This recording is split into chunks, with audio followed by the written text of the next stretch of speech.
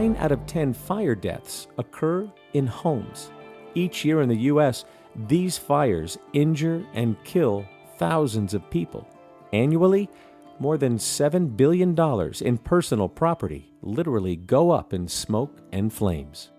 Both of the model codes, the ICC model codes and NFPA model codes, now require home fire sprinklers as a minimum protection level within those model documents. And you just have to go back to the intent of those codes in Chapter 1. And it says the intent is to provide a reasonable level of building and life safety protection, and it establishes a minimum level. Once you go ahead and you start removing home fire sprinklers from the code, you have dramatically reduced the protection levels within those documents. In today's codes, in the model codes, residential sprinklers are in place. Now, of course, the codes get adopted at a local level, and sprinklers are not, that portion of the code has not been adopted nationwide in the United States.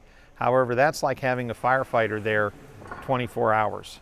It's a situation where it can prevent that fire from transitioning to flashover. It can control that fire in many cases, keeping it in the incipient stage, the early growth stage, or putting it out altogether. So if you're really interested in occupant safety, that is clearly a major player, but perhaps on another level, it's also a big player for firefighter safety. They can now respond to a building fire that they can manage. They can respond to a building fire that their gear was designed to help them deal with and handle and quickly put out, again, affect their searches, affect their rescues. They can go to work to help the occupant much faster in the case of a sprinklered fire like that.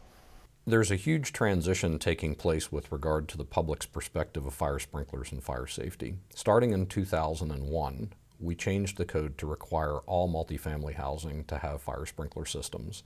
Most people, when they move out of their home and they leave their family, they move into an apartment or they move into a condominium or some type of multifamily occupancy. All of those new occupancies have fire sprinklers. At some point, would you not expect that consumers who are moving out of a sprinklered multifamily property are going to feel it's essential to have that same level of protection in their new home? It simply makes sense.